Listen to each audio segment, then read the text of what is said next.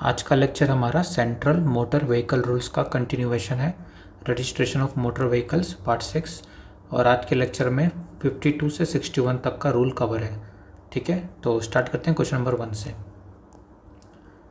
Question number 1 है, an application by और on behalf of the owner of a motor vehicle other than A transport vehicle for the renewal of certificate of registration shall be made in form. आपका जो certificate of registration है उसका हम लोग application किस form में करते थे? फॉर्म नंबर 20 पे। ठीक है, ये दोनों के केस में होता था, ट्रांसपोर्ट या नॉन ट्रांसपोर्ट। लेकिन आपको जब रिन्यूअल करना है आपका सर्टिफिकेट ऑफ रजिस्ट्रेशन का, वो 15 साल के बाद एक्सपायर हो जाता है, तो जब आप रिन्यूअल के लिए एप्लीकेशन डालोगे वो किस फॉर्म में होगा? तो इसका आंसर है डी, फॉर्म नंबर 25 पे। ठीक है, only for non transport vehicle. ठीक है, ये ट्रांसपोर्ट व्हीकल का नहीं है, only for non transport vehicle. आप जो renewal of certificate of registration का जो एप्लीकेशन डालोगे वो फॉर्म नंबर 25 में होगा। और यहाँ पे एक वर्ड पे आप ध्यान देना कि जो एप्लीकेशन होता है वो on behalf of the owner भी हो सकता है। ठीक है, बाई और on behalf of the owner, मतलब ऑनर खुद जाके भी एप्लीकेशन कर सकता है या फिर उसके बिहाफ पे कोई दूसरा आदमी जाके भी रिन्यूअल के लिए एप्लीकेशन कर सकता है। ठीक है, तो चलिए अब नेक्स्ट क्वेश्चन पे पढ़ते हैं। क्वेश्चन नंबर 2 है, in the previous question the application for renewal shall be made to any registering authority in which the vehicle is not more than dash days before the date of expiry of certificate of registration. तो ये पूछ रहा है कि आपका जो certificate of registration expire हो रहा हो तो उसमें मिनिमम कितने दिन होने चाहिए, बचे होने चाहिए, तब आप जाके एप्लीकेशन कर सकते हो फॉर रिन्यूअल। ठीक है, तो इसका जो आंसर है वो है ऑप्शन सी। आपका सर्टिफिकेट ऑफ रजिस्ट्रेशन में मिनिमम 60 दिन बचे होने चाहिए एक्सपायर होने में, तब आप एप्लीकेशन कर सकते हो। ऐसा नहीं कि 70 दिन बचे हैं, 70 दिन के बाद आपका जो सर्टिफिकेट ऑफ रजिस्ट्रेशन है एक्सपायर हो रहा है तो आप जाके एप्लीकेशन कर दिया। नहीं, मिनिमम 60 दिन बचे होने चाहिए, 60 या उससे कम, 50, 40 दिन। ठीक है, कभी भी आप कर सकते हो। 60 से ज़्यादा दिन बचे होंगे तो नहीं। ठीक है, नॉट मोर देन यहाँ पे पूछा है, इसका आंसर है सी, 60 डेज। तो चलिए नेक्स्ट क्वेश्चन पे बढ़ते हैं। क्वेश्चन नंबर 3 है, on receipt of an application for renewal of certificate of registration for non transport vehicle the registering authority शैल।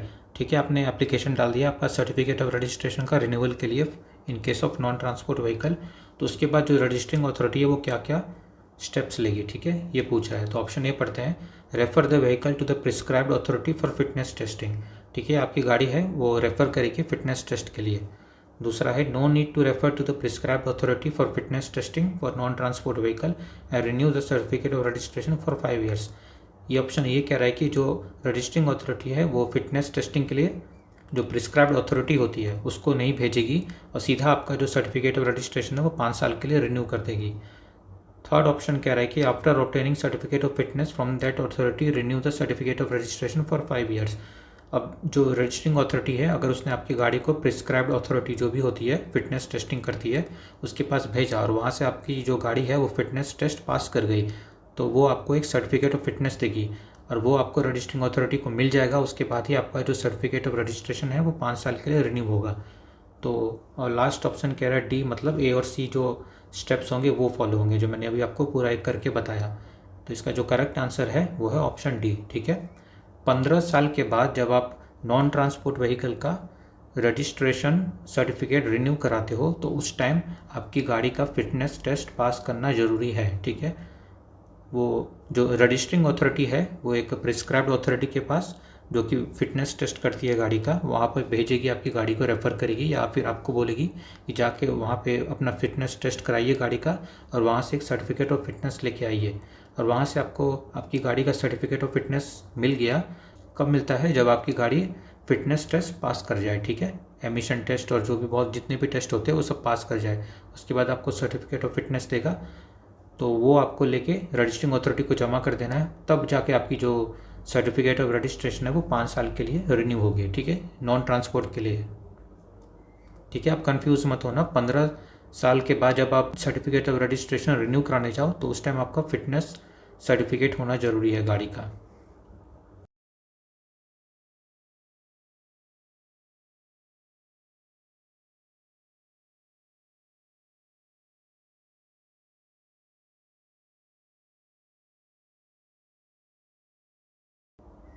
ठीक है, तो आगे बढ़ते हैं। क्वेश्चन नंबर 4 है, in the previous question if the certificate of fitness is granted on a date after the expiry of certificate of registration the renewal shall be effective from the date of. For example, अगर आपकी गाड़ी का जो certificate of registration है वो अप्रैल 15 को expire हो गया, ठीक है, और जो रजिस्टरिंग अथॉरिटी है उसने बोला आपकी गाड़ी को रेफ़र करो फिटनेस टेस्ट के लिए, और फिटनेस टेस्ट के लिए आपकी गाड़ी रेफ़र हो गई, और वहाँ से जो सर्टिफिकेट ऑफ फिटनेस जो मिला आपको वो थोड़ा लेट मिला, वो आपको मिला मान लीजिए कि अप्रैल 30 को, ठीक है।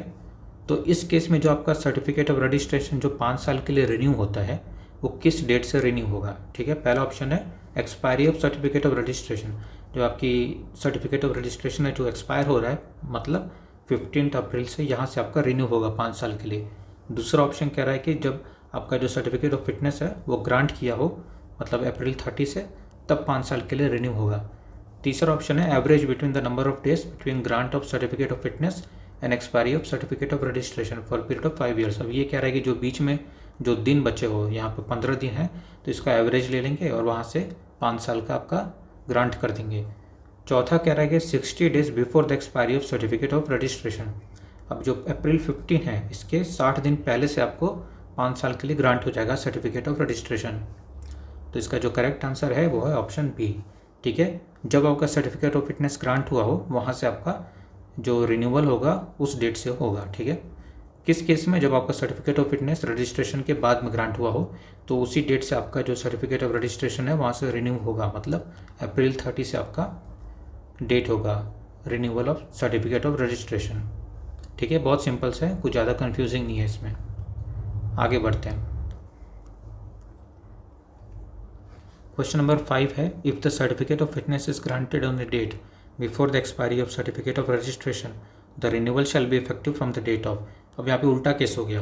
फॉर एग्जांपल, आपका जो सर्टिफिकेट ऑफ रजिस्ट्रेशन है वो अप्रैल 15 को एक्सपायर हो रहा था, पिछले एग्जाम्पल में हम लोगों ने लिया था 15 अप्रैल को एक्सपायर हो रहा था, लेकिन यहाँ पे आपने 60 दिन जब आपके बचे हो सर्टिफिकेट ऑफ रजिस्ट्रेशन के एक्सपायर होने में, तब आपने अप्लाई कर दिया रिन्यूअल के लिए, और वहाँ से आपकी गाड़ी को भेज दिया गया फिटनेस टेस्टिंग के लिए, और उन लोगों ने बहुत जल्दी आपका फिटनेस सर्टिफिकेट दे दिया।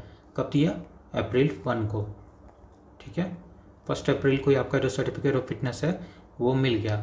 अब यहाँ से जो आपका सर्टिफिकेट ऑफ रजिस्ट्रेशन रिन्यू होगा वो किस डेट से होगा, ठीक है। तो इसका भी आंसर बहुत सिंपल है, सारे ऑप्शंस वहीं पुराने वाले क्वेश्चन के ही ऑप्शंस है, आप पढ़ लेना खुद से।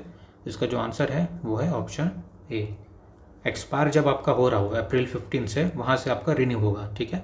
दोनों क्वेश्चन देख के आपको ये पता चल गया होगा कि जो करेक्ट आंसर होगा वो जो एप्लीकेंट होगा उसके फेवर में होगा। अगर जो सर्टिफिकेट ऑफ फिटनेस है वो रजिस्ट्रेशन के बाद में ग्रांट होता है तो वहाँ से रिन्यूअल होगा, और पहले ग्रांट होता है तो सर्टिफिकेट ऑफ रजिस्ट्रेशन जब एक्सपायर हो रहा होता है वहाँ से ग्रांट होगा, ठीक है। ये बात आप याद रखना दोनों क्वेश्चन का। आगे बढ़ते हैं। क्वेश्चन नंबर 6 है, in case of renewal of certificate of registration for transport vehicle. अब हम लोगों ने जो प्रीवियस 2 क्वेश्चंस किए थे वो नॉन ट्रांसपोर्ट व्हीकल का था, 5 साल के लिए रिन्यू होता है जब आपका सर्टिफिकेट ऑफ फिटनेस मिल जाए, फ्लैट 5 साल के लिए होता है, ठीक है। यहाँ पे आपका ट्रांसपोर्ट व्हीकल का केस है। इस केस में ये पूछा कि जो आपका सर्टिफिकेट ऑफ रजिस्ट्रेशन रिन्यू होगा ट्रांसपोर्ट व्हीकल के लिए वो कितने टाइम पीरियड के लिए होगा। पहला ऑप्शन है it is renewed for 3 years after obtaining certificate of fitness. आपका जो सर्टिफिकेट ऑफ फिटनेस मिल जाए गाड़ी का उसके बाद 3 साल के लिए रिन्यू होता है। दूसरा ऑप्शन है कि 5 साल के लिए रिन्यू होता है, जस्ट लाइक नॉन ट्रांसपोर्ट। तीसरा कह रहा है कि 1 साल के लिए रिन्यू होता है। चौथा ऑप्शन है the validity of certificate of registration shall be coterminous with the validity of certificate of fitness. Coterminous मतलब एक साथ एक्सिस्ट करना। इसका मतलब कि जब तक आपका सर्टिफिकेट ऑफ फिटनेस वैलिड है गाड़ी का तब तक आपका सर्टिफिकेट ऑफ रजिस्ट्रेशन वैलिड होगा, ठीक है। तो इसमें से चूज़ द करेक्ट स्टेटमेंट्स। तो एक बात मैं आपको बता दूं, जिसका ऑप्शन 4 है वो हमेशा ट्रांसपोर्ट व्हीकल के लिए वैलिड होता है। जब आप फर्स्ट टाइम एप्लीकेशन कर रहे हो ट्रांसपोर्ट व्हीकल का रजिस्ट्रेशन का, तो उस टाइम आपकी जो सर्टिफिकेट ऑफ रजिस्ट्रेशन है वो 15 साल के लिए वैलिड होती है, ठीक है, फर्स्ट टाइम। लेकिन यहाँ पे कंडीशन होता है ट्रांसपोर्ट व्हीकल के लिए कि इसमें अगर आपका सर्टिफिकेट ऑफ फिटनेस एक्सपायर हो गया और आपने रिन्यू नहीं कराया, मतलब आपके पास कोई एक एक्टिव सर्टिफिकेट ऑफ फिटनेस नहीं है, तो उस केस में आपका जो सर्टिफिकेट ऑफ रजिस्ट्रेशन है वो इनवैलिड माना जाएगा, ठीक है। को टर्मिनस होता है, एक दूसरे के साथ एक्सिस्ट करता है। जब तक आपका सर्टिफिकेट ऑफ फिटनेस वैलिड है तब तक आपका सर्टिफिकेट ऑफ रजिस्ट्रेशन वैलिड होगा, ठीक है। और एक और बात, तो शुरू में जब आप एप्लीकेशन करते हो तो उस टाइम जब आपको सर्टिफिकेट ऑफ फिटनेस मिलता है वो 2 साल के लिए मिलता है। और ये कब तक मिलता है? अप टू 8 ईयर्स, जब तक आपकी गाड़ी है 8 साल या उससे कम की है एज की, मतलब यहाँ पे गाड़ी के एज की बात कर रहे हैं। जब तक इससे कम की है तब तक आपको जो सर्टिफिकेट ऑफ फिटनेस होगा वो 2-2 साल का मिलते रहेगा। 2 साल का मिलेगा, फिर आप रिन्यू करोगे, फिर वापस 2 साल का मिलेगा। लेकिन जैसे 8 साल के ऊपर हो जाएगी, 8 ईयर्स के ऊपर हो जाएगी गाड़ी का एज, तब आपको सिर्फ 1 साल का मिलेगा। ठीक है, ठीक है, यहाँ तक आप समझ गए। तो जब आप रिन्यू कराओगे सर्टिफिकेट ऑफ रजिस्ट्रेशन, तो उस टाइम जो आपका सर्टिफिकेट ऑफ फिटनेस जो आपको मिलेगा वो 1 साल के लिए वैलिड होगा, क्योंकि आप जब रिन्यू कराओगे तो वो 15 साल के बाद रिन्यू होता है। और मैंने जैसे आपको बताया था कि 8 साल से ज़्यादा एज की गाड़ी हो ट्रांसपोर्ट व्हीकल, तो उस केस में जो सर्टिफिकेट ऑफ फिटनेस होता है वो आपको सिर्फ 1 साल के लिए मिलता है। ठीक है, तो जब रिन्यू कराओगे तो आपका जो सर्टिफिकेट ऑफ फिटनेस होगा वो 1 साल के लिए वैलिड होगा। तो आपका जो सर्टिफिकेट ऑफ रजिस्ट्रेशन होगा, जो रिन्यू होगा, वो भी 1 साल के लिए होगा। तो इसका जो ऑप्शन 3 है वो भी सही हो जाएगा। ठीक है, तो इसका जो करेक्ट आंसर होगा वो है D, option 3 and 4 is correct. मैं वापस आपको रिकैप कर देता हूँ सब कुछ, अगर आपको समझ में नहीं आया हो तो। जब आप शुरू में ट्रांसपोर्ट व्हीकल का रजिस्ट्रेशन करवाते हो तो 15 साल के लिए रजिस्ट्रेशन होता है। ठीक है, फ्लैट 15 साल के लिए। लेकिन इसमें कंडीशन ये होता है कि आपको एक हमेशा एक एक्टिव सर्टिफिकेट ऑफ फिटनेस गाड़ी का रखना होता है। अगर किसी टाइम आपके पास सर्टिफिकेट ऑफ फिटनेस नहीं है एक्टिव, तो आपका जो सर्टिफिकेट ऑफ रजिस्ट्रेशन है वो इनवैलिड माना जाएगा। ठीक है, और 15 साल के बाद जब आप रिन्यू कराने जाओ तो उस टाइम रूल चेंज हो जाता है। नॉन ट्रांसपोर्ट के केस में क्या आ जाता है कि फ्लैट 5 साल के लिए आपका रिन्यू हो जाता है, लेकिन ट्रांसपोर्ट व्हीकल के केस में ऐसा नहीं होता। यहाँ पे आपका 1 साल के लिए बस रिन्यू होता है। और कंडीशन क्या होता है कि जब तक आपका सर्टिफिकेट ऑफ फिटनेस वैलिड है तब तक आपका सर्टिफिकेट ऑफ रजिस्ट्रेशन वैलिड होगा। तो 15 साल के बाद जब आप रिन्यू कराते हो तो आपका सर्टिफिकेट ऑफ फिटनेस आपको सिर्फ 1 साल का मिलता है। ठीक है, तो इसीलिए जो आपका सर्टिफिकेट ऑफ रजिस्ट्रेशन जो रिन्यू होता है वो बस 1 साल के लिए होता है। ठीक है, होपफुली आपको समझ में आ गया हो। आगे बढ़ते हैं। यहाँ पे एक छोटा सा नोट है, special state amendment was made for the state of Rajasthan. ठीक है, यहाँ पे राजस्थान के लिए एक स्पेशल स्टेट अमेंडमेंट बनाया गया कि in Rajasthan the registering authority renews the certificate of registration for transport vehicle for 5 years. ठीक है, राजस्थान में जो ट्रांसपोर्ट व्हीकल का जो सर्टिफिकेट ऑफ रजिस्ट्रेशन होता है वो फ्लैट 5 साल के लिए रिन्यू होता है। ठीक है, ये only in case of Rajasthan है। ठीक है, स्पेशल केस है राजस्थान का, बाकी हर जगह 1 साल के लिए ही होता है, क्योंकि आपका जो सर्टिफिकेट ऑफ फिटनेस होता है वो आपको 1 साल का ही मिलता है। और राजस्थान में एक बात याद रखना कि यहाँ पे आपको 5 साल का जो रिन्यू होता है फ्लैट ट्रांसपोर्ट व्हीकल का केस में, यहाँ पे भी आपको सर्टिफिकेट ऑफ फिटनेस हर साल आपको रिन्यू करा के रखना पड़ता है। ठीक है, सर्टिफिकेट ऑफ फिटनेस तो आपको ट्रांसपोर्ट व्हीकल के केस में हर टाइम रखना है। क्वेश्चन नंबर 7 पे पढ़ते हैं। क्वेश्चन नंबर 7 है, an application for temporary registration for motor vehicles shell be made in case of. अब जो टेम्पोररी रजिस्ट्रेशन होता है गाड़ी का जो होता है वो किस किस केस में लिया जाता है? पहला ऑप्शन है the vehicle is being registered in state other than the state in which dealer is situated.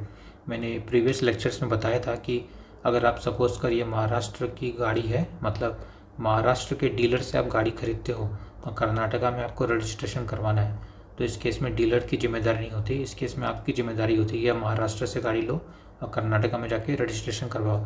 लेकिन डीलर आपको बिना रजिस्ट्रेशन के गाड़ी नहीं देगा, तो इस केस में आपको टेम्पोररी रजिस्ट्रेशन करवाना होता है। ठीक है, यहाँ से आप टेम्पोररी रजिस्ट्रेशन करवाओगे और गाड़ी लेके जाओगे और कर्नाटका में जाके परमानेंट रजिस्ट्रेशन करवा लोगे। ठीक है, तो इस केस में आपका टेम्पोररी रजिस्ट्रेशन करवाना पड़ता है गाड़ी का। तो पहला ऑप्शन सही है। ठीक है, the vehicle is being registered in state other than the state in which dealer is situated. Option 2 है a purchase chassis on which the body has to be fabricated separately. एक चैसिस है गाड़ी का, ठीक है, गाड़ी का से चैसिस है, इस पर अभी बॉडी लगाना बाकी है। ठीक है, तो इस केस में भी जो ऑनर है गाड़ी का वो टेम्पोररी रजिस्ट्रेशन करवा सकता है। थर्ड ऑप्शन है the vehicle is in the possession of a dealer. तो ये गलत है। जो डीलर के पास जो गाड़ी होती है वो उसका टेम्पोररी रजिस्ट्रेशन करवा के नहीं रखता, वो उस गाड़ियों का ट्रेड सर्टिफिकेट लेके रखता है। ठीक है, मैंने शुरू के लेक्चर्स में बताया था, ट्रेड सर्टिफिकेट ये सिर्फ डीलर के केस में होता है। तो जो आपका करेक्ट आंसर होगा वो है option 1 and 2, option C. Question number 8 है, the temporary registration granted shall be valid for an initial period of dash months. जो आपका टेम्पोररी रजिस्ट्रेशन है वो कितने मंथ्स के लिए ग्रांट किया जाता है। तो इसका जो करेक्ट आंसर है वो है ऑप्शन बी।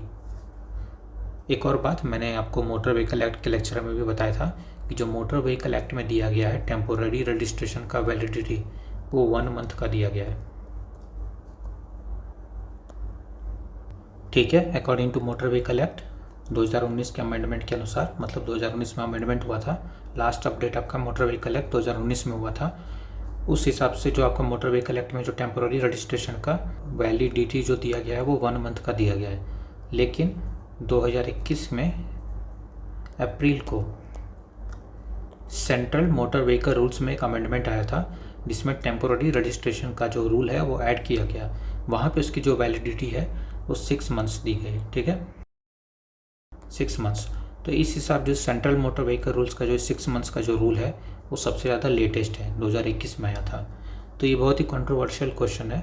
बहुत सारे स्टेट गवर्नमेंट जॉब के जो एग्ज़ाम्स होते हैं वहाँ पे ये क्वेश्चन आता है और वहाँ पे 1 मंथ दिया जाता है। लेकिन आप इसको चैलेंज कर सकते हो। एक बार बीपीएससी में हुआ था कि ये क्वेश्चन आया था और इसका आंसर 1 मंथ दिया गया था, लेकिन स्टूडेंट्स ने इसको चैलेंज किया और उन्होंने बाद में जाके 6 मंथ्स में चेंज कर दिया। ठीक है, तो मेरे ख्याल से जो इसका करेक्ट आंसर होना चाहिए वो 6 मंथ्स ही होना चाहिए। CMVR में करेक्टली क्लियरली दिया गया है 6 मंथ्स के लिए वैलिड होता है और ये 2021 में रूल आया था अप्रैल में। ठीक है, और एक और बात कि अगर क्वेश्चन में ऐसा पूछ दे कि according to motor vehicle act, ठीक है, ऐसा अगर वर्ड आ जाए क्वेश्चन में according to motor vehicle act, तो वहाँ पे आप 1 मंथ डाल देना। और अगर ऐसा आ जाए कि according to central motor vehicle rules, ठीक है, अगर ऐसा स्पेसिफिक वर्ड आ जाए तो वहाँ पे आप 6 मंथ्स डाल देना। लेकिन अगर कुछ नहीं आए तो मेरे ख्याल से जो 6 मंथ्स का जो आंसर होगा वही करेक्ट होगा। ठीक है, सेंट्रल मोटर व्हीकल रूल्स में दिया गया है, 2021 में अप्रैल में आया था, सबसे लेटेस्ट डेटा है कि 6 मंथ्स की वैलिडिटी होती है टेम्पोररी रजिस्ट्रेशन की। आगे बढ़ते हैं। क्वेश्चन नंबर 9 है, the temporary registration can be extended for maximum 2 times on an application for a period of dash months. जो आपका टेम्पोररी रजिस्ट्रेशन होता है उसको आप एक्सटेंड करा सकते हो मैक्सिमम 2 बार। ठीक है, और वो कितने दिनों के लिए एक्सटेंड होता है, इसका आंसर है ए। ठीक है, 1 मंथ के लिए एक्सटेंड कर सकते हो आप अपना जो टेम्पोररी रजिस्ट्रेशन है 2 बार तक मैक्सिमम। ठीक है, 6 मंथ्स का शुरू में वैलिडिटी मिलता है, उसके बाद आप 1 मंथ के लिए और एक्सटेंड कर सकते हो और उसके बाद 1 मंथ के लिए एक बार और एक्सटेंड कर सकते हो, मैक्सिमम 2 बार, उससे ज़्यादा नहीं। तो मैक्सिमम जो हो जाएगा आपका 8 मंथ्स हो जाएगा। यहाँ पे नोट दिया गया है, the application for extension in the validity of temporary registration is made by the owner in case where the motor vehicle temporary registered in is a chassis to which the body has not been attached and the same is detain in a workshop beyond the period of 6 months. ये आप पढ़ लेना पूरा। Basically ये कह रहा है कि जो गाड़ी होती है उसका जो चैसिस है, उसमें चैसिस है अभी और उस पर अभी बॉडी फैब्रिकेट नहीं की गई है, तो उस केस में जो ऑनर है वो गाड़ी का टेम्पोररी रजिस्ट्रेशन करवा सकता है। अब उसने टेम्पोररी रजिस्ट्रेशन करवा लिया और वर्कशॉप में गाड़ी पड़ी हुई है और 6 महीने निकल गए और तब भी उस बॉडी है उस गाड़ी का फैब्रिकेट नहीं हुआ, कोई भी रीज़न हो सकता है। ठीक है, कोई भी अनफॉर्चुनेट सर्कमस्टेंसेस हो सकते हैं beyond the control of the owner. ठीक है, उसमें ऑनर कुछ नहीं कर पाया, उसके कंट्रोल के बाहर की चीज़ थी जिसकी वजह से बॉडी फैब्रिकेट नहीं हुई है, 6 मंथ्स निकल गए, तो उस केस में जो ऑनर है वहाँ पे टेम्पोररी रजिस्ट्रेशन का एक्सटेंशन ले सकता है 1 मंथ का। ठीक है, और वापस 1 मंथ का एक और बार ले सकता है, मैक्सिमम 2 बार। तो यहाँ पे नोट करके यही लिखा है कि किस केस में टेम्पोररी रजिस्ट्रेशन का जो एक्सटेंशन है वो लिया जा सकता है। आगे बढ़ते हैं। क्वेश्चन नंबर 10 है, choose the correct statements. The temporary registration mark shall be printed on the piece of paper and pasted on the vehicle. जो आपको टेम्पोररी रजिस्ट्रेशन मार्क मिलता है वो आपको गाड़ी में चिपकाना होता है, कहाँ पे, पीस ऑफ पेपर पे प्रिंट करा के गाड़ी पे चिपकाना होता है। दूसरा ऑप्शन है, the temporary registration mark shall be exhibited on front and rear on security license plate. Just like जो आपका परमानेंट रजिस्ट्रेशन होता है जो आप गाड़ी के आगे और पीछे नंबर प्लेट पे दिखाते हो, वैसे ही आपको टेम्पोररी रजिस्ट्रेशन मार्क है वो आपको गाड़ी के आगे पीछे सिक्योरिटी लाइसेंस प्लेट पे दिखाना होता है। तीसरा ऑप्शन कह रहा है कि दोनों में से आप कोई भी कर सकते हो। ठीक है, तो इसका जो करेक्ट आंसर है वो है ऑप्शन बी।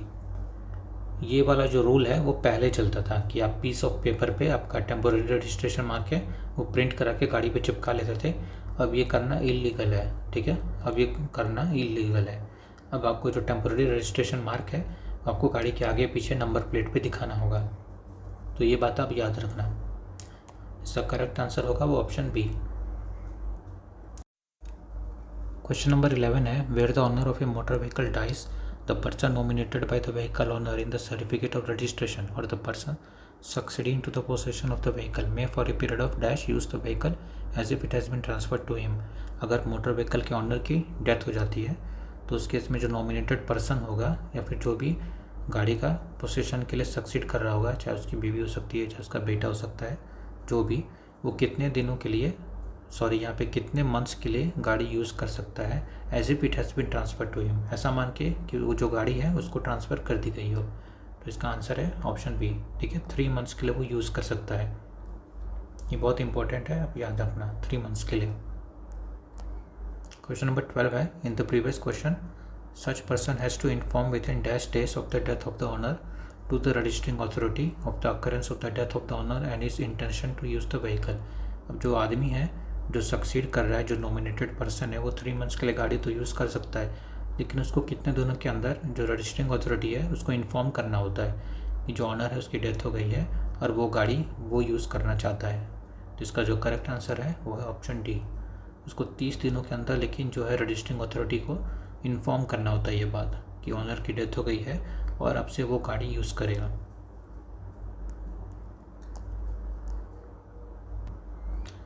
यहाँ पे नोट करके एक बात लिखा है, द नॉमिनी और person succeeding to the position of the vehicle shall apply in form 31 within the period of 3 months from the death of the owner to the registering authority for the transfer of ownership of the vehicle.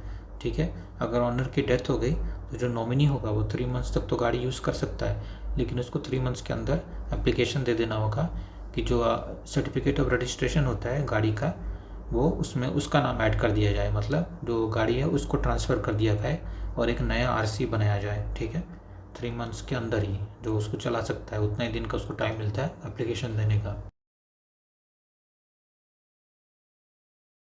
Question number 13 है, the person who has acquired और purchased a motor vehicle at a public auction conducted by on behalf of the central government or state government shall make an application form 32 within dash days of taking possession of the vehicle to the registering authority for transfer of ownership।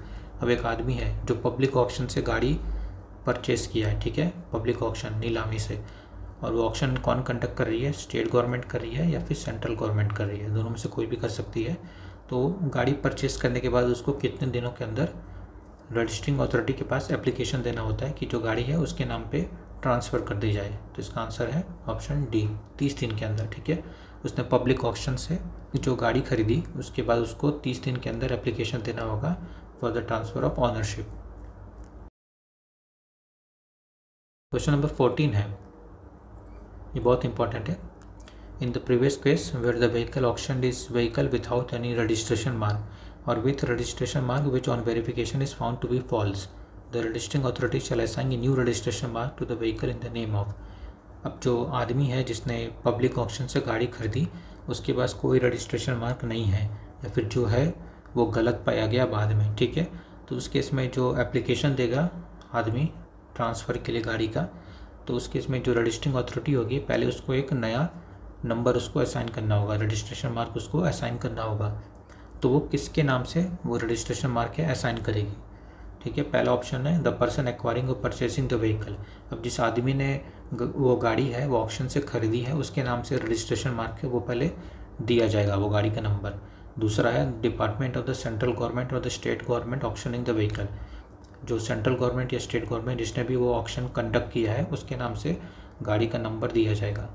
तीसरा है registering authority, मतलब वो खुद के नाम से देगी। या चौथा है प्लेस ऑफ ऑक्शनिंग, ये एकदम इलॉजिकल ऑप्शन है, ये तो एकदम नहीं होगा। ठीक है, तो इसका जो करेक्ट आंसर है वो है ऑप्शन बी।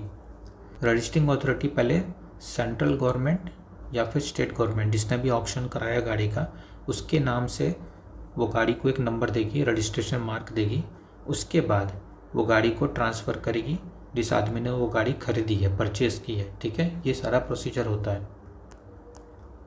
यहाँ पे नोट करके मैंने यही बात लिखी है, after giving the registration mark in the name of the department of central government और state government auctioning the vehicle, the registering authority records the entries of the transfer of ownership of the vehicle giving the name and address of the person to whom the vehicle is sold. ठीक है, पहले उस गाड़ी को registration number दिया जाएगा, किसके नाम से, सेंट्रल गवर्नमेंट या स्टेट गवर्नमेंट जिसने भी ऑक्शन कराया है। उसके बाद उस गाड़ी को ट्रांसफ़र किया जाएगा किसके नाम पे, जिस आदमी ने उस गाड़ी को खरीदा है उस ऑक्शन से। ठीक है, ये सारा प्रोसीजर होता है, तो आप कंफ्यूज मत होना, ये क्वेश्चन बहुत इंपॉर्टेंट है, इसका ध्यान रखना। सो बस इतना ही था आज के लेक्चर में। अगर आपको अच्छा लगा तो प्लीज़ लाइक शेयर और सब्सक्राइब करना, और मिलते हैं हम लोग अगले लेक्चर में। रजिस्ट्रेशन ऑफ मोटर व्हीकल्स को कंटिन्यू करेंगे। ठीक है, सो थैंक्स फॉर वॉचिंग।